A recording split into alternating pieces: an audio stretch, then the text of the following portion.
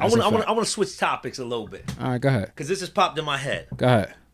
What the hell is going on with Tory Lanez and Megan Thee Stallion? I ain't heard nothing since then. I have no clue. My understanding is he shot her, fighting over a gun with somebody else, with some other shorty. She was jealous.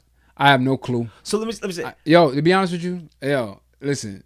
Hey, this is what I gotta say. I don't care. The album, I'm gonna Tory say this. Lanez album, banger. I'm gonna say this. The kid is talented. I only heard one track. Quarantine. I only heard one track. track. Is fire. I only heard one track. Lyrically fire. I only heard one track. Better than some of these vets that's out here right now. But I'm gonna say this. I only heard one track. I heard the whole album. It's fire. I'm on that Buster. Tory is fire. Oh, your Busters? I'm on that flaming Buster. them. I'm on that Buster. Busters flaming them. Deeper. Hold on. You guys got to pay attention. Yeah, I'm showing my age. So when it comes to this, go to Fat Joe Podcast. Go to Fat Joe. Fat Joe has an interview with Buster. And Buster speaks Drink on... Champs does too. I don't know if they speak on this on Drink Champs. I ain't seen the Drink Champ one yet. But Buster speaks on each title of each album and how deep that is. If you know your science and your mathematics, definitely go watch that because he's going to speak on it and go back even to places like the Goody Mob when a lot of people don't even understand the jewels and the gems and the science that Buster gave some groups coming up. Yeah. I ain't gonna spoil it. Go to Fat Joe. But Tory Lanez and Megan Thee Stallion. Allegedly right now, it was, I'm gonna just tell you, I put together the different conversations. You pull up what you see. Yeah. The different conversations that we've heard is that when I put it all together and paste it together to some degree, Tory Lanez and Megan Thee Stallion was doing their thing to the side. Tory initially was dating one of Megan Thee Stallion girls. Don't quote me on it. I'm telling you the information. I got it. Dating one of Tory Lanez or Megan Thee Stallion girls. She caught COVID-19. She was quarantining. Quarantine. She was quarantining. Megan Thee Stallion and Tory getting up, doing their thing. Boom, we're going to keep it on the hush. Catch no feelings. We're going to keep it Gucci. Fast forward, they go to a party with the girl. He get there, Kylie Jenner, you know what I mean? He throwing the vibes there, bung, bung, bung. Don't get it. The body parts ain't real. Teach his own. But anyway, he jumps in the pool. She catches feelings. They get in the car after. There's a whole big thing that everything come out on the table. Yada, yada, some tussle for the gun. Fire off. This, that, and the third here. She allegedly, from, I think the hairdresser came out and said, she actually might have shot herself and everybody's going to owe Tory Lanez an apology. Don't know. My question is this. The hell with all that, the facts of the story, because we don't know that until it come out. Yeah. My thing is this. The album dropped. Yeah. During a serious time, right? This is when the verdict came out for Mrs. Taylor. Okay. Some people felt that he dropped at the wrong time. You had a lot of people saying prior to that, people was already saying he was guilty. Then he came out to defend himself. They said it dropped at the wrong time. Is there such thing as a wrong time to defend yourself or to be vocal? When you make it about marketing. So if it's about marketing, then it's wrong. He didn't come out and defend himself because he wanted to put an album behind it. So do you think he came out? He got to pay for them lawyer bills, I guess. Hey, there it is. Hey, listen, everything is a hustle. If put it this way, right? Put it this way. If you know you're innocent, and you're watching everybody come at you sideways. Like right? he said in the song. Like one of his songs say that. Okay. So innocent, I'm sitting back watching people coming at me. I ain't saying nothing, but yo, when it becomes enough that they assassinate my character, I gotta be vocal now. But you sitting on something that possibly could net you millions of dollars because you know the truth. You know what the truth is, right? Yeah. If you feel like, yo, I know I'm dead right innocent, you know what I'm saying? So I'm gonna just watch all these fugazi people get to start saying some nonsense. Yeah. Oh yeah, y'all hear me? Y'all look at me. Yeah, I mean, I'm asking for the bottle opener. Yeah, see, we gotta go with the Guinness. All right. So my point being is it's a smart move, marketing wise, right? Even if you're guilty, no label, right? Because just by not saying anything, right? Everybody's waiting to hear what you got to say. You know what I'm saying? Think about it. Think about a rap beef. right? Okay. Somebody puts out a diss track. Yeah. All eyes and ears are on the response now. I'm waiting for the response. Everybody wants. You know what I'm saying? Meek Mill. Hold on, and it's funny that you say that. Meek Mill, Drake. Listen, you know what I'm saying? funny Meek you Mill say put that. something out. Drake. You know what I'm saying? What's his name? Put something out. He waiting now. What's Isn't up? it crazy sometimes the response makes people sway in regards to their opinion? Yeah, How good the response is. Sometimes people go like, absolutely. oh, that's the truth. Absolutely. That sounded fire, so it's the truth. But that's when we know, in reality. But see, that's marketing. That doesn't always equate. That's marketing, and that's what like people like Trump are good at. Right? They're good at selling that story. Back to right? Trump trash. No, I'm just giving the point because, like I said, a lot of people were like, yo, they fall into this. Yeah, Trump has done more for us black people than anybody in X, Y, and Z. Why? Because he touches things that are black. Yeah. You understand what I'm saying? Yeah. You touch something that is black. So, for example, the prison reform bill that was put together after Obama got out of office, right? And it was put together by Democrats and Republicans, and they want to say Kim Kardashian was like, yo, could you get prison reform done? And then it got done or some nonsense like that. I don't really know. But my point being is he signed it so that he could get your vote. Does it matter why he signed it? No, it doesn't matter why he signed it. Did he sign it and get it through? Yes, he got it through. Did he put forth that bill? No, he didn't. Was that bill given to Obama? People, you got to do the knowledge. So you guys got to educate so yourself it's not, on what and I didn't really mean to make it about Obama. No. But so I'm my glad point you being brought is it my because point is gotta people do are the quick to be like, yo, he did this and he did that, or he signed off on it and he did what he did what he was supposed to do, and that's not going to change things. But you got to understand who that man is. So in the same vein, when he's telling you, yo, the good old boys, like, or the Proud Boys or whatever it is, just stand by. And then you watch him now, like, I'm not conceding the election. You get what I'm saying? But you cool with him because he signed prison reform and he funded HBCUs. Excellent points. And to add on to that, where is your values, your morals and scruples when you do that behind the things you say? But let's bring it somewhere even deeper than that. Yeah. This is the same individual that turned around and were ripping kids from their parents.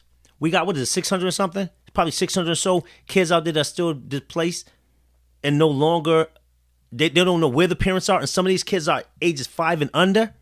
This is the same president that pushed that. There's kids, for y'all that don't understand it, there's Mexican kids and out there and babies. The narrative is that not they have no way to match them up with their parents. And if you ask Republicans, I'm going to let you speak to that. The second one is the COVID-19. Yeah. This is the same president that mishandled that and downplayed it. And when you downplay it, because I think a lot of times we forget about the optics, because a lot of people might not have been directly affected. I have a friend that I grew up with, same street. His sister's actually working in the medical field, brought home COVID to their mother. She passed away. Yeah. So my point is, and not in that scenario directly, but when you downplay something from a president's standpoint, and you say it ain't all that, don't wear no mask, this and third, hey, it's going to go away like this, and the flu and whatever, it's going to be going tomorrow, and you have people moving a particular way, and on your watch, millions of people are affected. Hundreds of thousands of people died from this. Yo, but he don't... How do those people... I'm going to let you answer and go back to the last one. How do you people still look at this guy a particular way when you know that he separated these kids from their parents? Because they don't care about that. He's the reason why umpteen different people have actually died. They don't care about that. Do you not see that? They don't care. Because they didn't hit home. No, they don't care. But a lot of times because the shit didn't hit home. Yo, I hate to say this, but the fact of the matter is they're uneducated and they're ignorant in a lot of cases, right? So it doesn't matter. Not even just undereducated and they're what ignorant. About the humanity of it? No, but let's go deeper than that and let's go past that. I don't give a shit about that. Don't you have to? I'm saying, but doesn't it have to sit somewhere to say, damn? Maybe for you as a person, don't you look at that as just being that's some fucked up shit? How the hell you gonna look at this guy and be like? Do you honestly? You realize what he did? Honestly? There's little kids out there right now. Do you think under the they age of 5 care? little kids out there under the age of 5 that don't even know who their parents are. This is at the time when you have to bond. There's other little kids out there that lost their parents because behind the guy saying, hey, it's okay. It's going to go away tomorrow. It's crazy. It's mind-blowing to me. They don't care. Yeah. They don't look at the Mexicans coming over the border as people.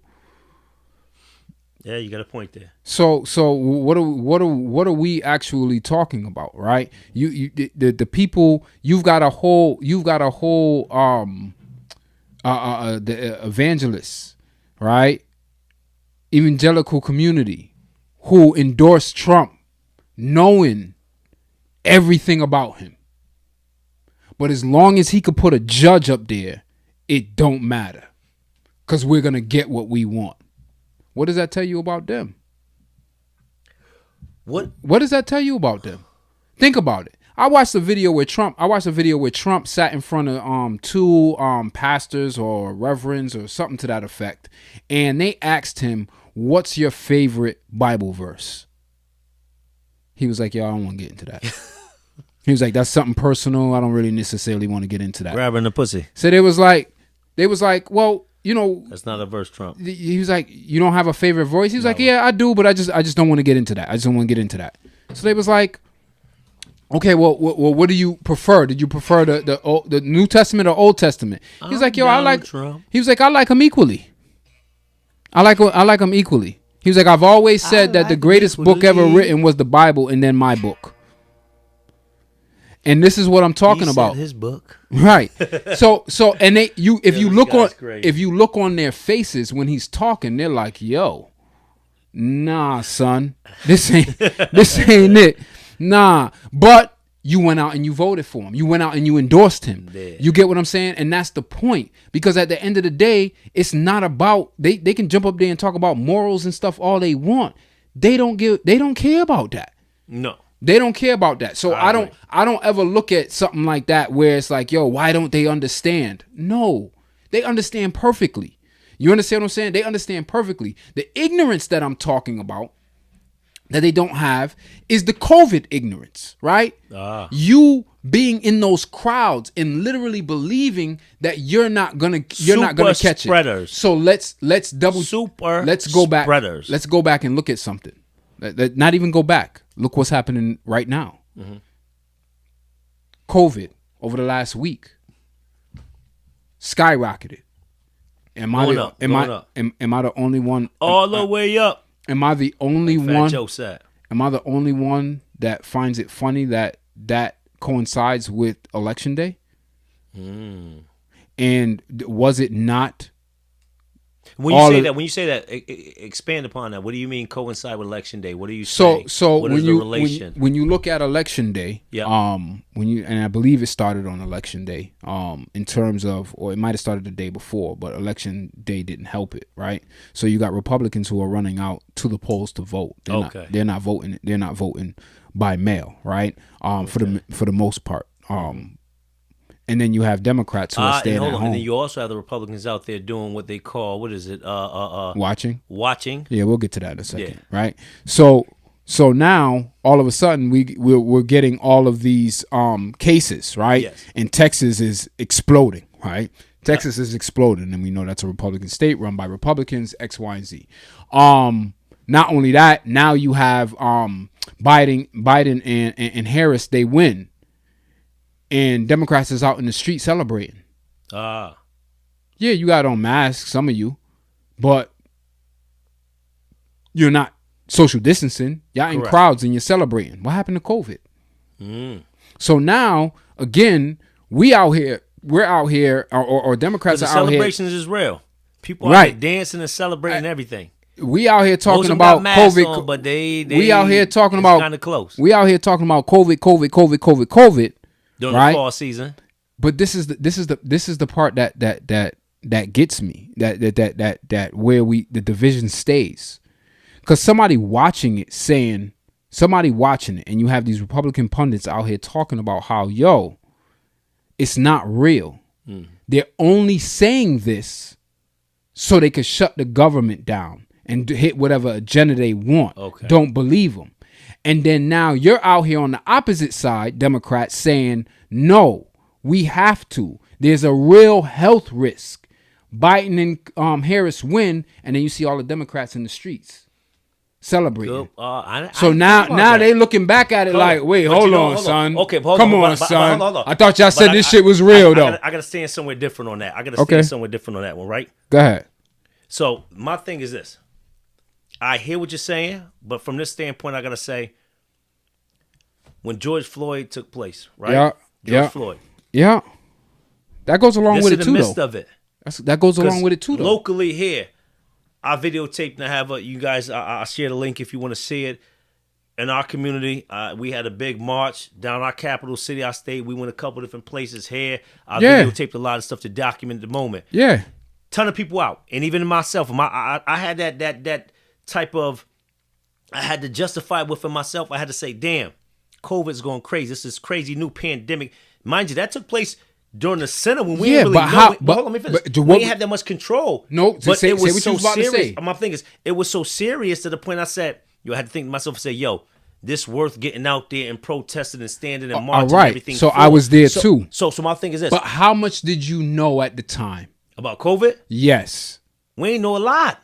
So we ran out there on some whatever. All right, but how much do we know now versus what we knew then? So you're right, but I think the problem is this.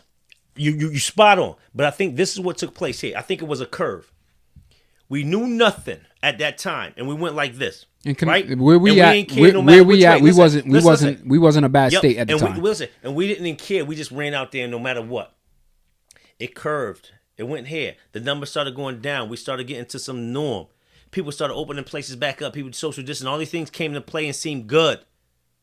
So then people got to this complacency space where we're, to some degree, we're still here right now. Mm-hmm. Cases rise. But it's hard sometimes when you get so comfortable, even when cases rise, because I'm running through the challenge with even my kids, like, yo, y'all got to slow down. The cases rising. They so much caught up in what's been over the last 2 months is some old, hey, this is what it is. We kind of just move like this. But I'm a realist. I'm saying it from this standpoint. That's why I think when election, people are so, oh my God, that they didn't care. And at the same time, it's almost of a norm right now to the point where they're like, man, they kind of adjusted and kind of dealing with it. Not saying that's right. Son. Hold on. I'm not saying that's right. I'm just saying this is what I think how white people move the way they move. So I'm not gonna say it's just white people. We were all out here. I'm not saying white people at all. I'm saying us as a people. I think the country is divided on COVID. I think they and I think it's been this way from the start. You believe what you want to believe. And when you make choices on a daily basis based on how you feel about COVID, right? For some people, COVID is at the forefront of every decision that they make on a daily basis, on what they're going to do daily. And when I go to this, am I going to go to the store today? Well, you know what I'm saying? I don't really want to go. It's that time of the month. It's the first of the month or whatever it is. It's the 15th of the month. I don't want to go to the store when there's mad people in there. So you know what? I'm going to wait. For other people, it's COVID is not on their mind. I'm just going to wear my mask. Wherever I go, I'm going to just wear my mask. It's whatever. It is what it is. It's not going to stop me. Then you got other people that's like, man, football season got to start and basketball season got to start. And like, you know, it don't matter. We got to play. I don't care that because they love what they love, they're willing to believe that COVID ain't as bad or put the wool over their own eyes on what's best for COVID right now. But there's some of them because I'm glad you went there. And I just want to put this out there real quick. You know what I'm saying? We're sitting across from each other, but we've both been tested. There it is. You understand what I'm saying? So you know what I'm saying? Yeah, exactly. Listen, you know what I'm saying? We both have been tested. You know what I'm saying? Nah, shit. Listen, my point is this. I'm glad you went there. We rocking now, baby.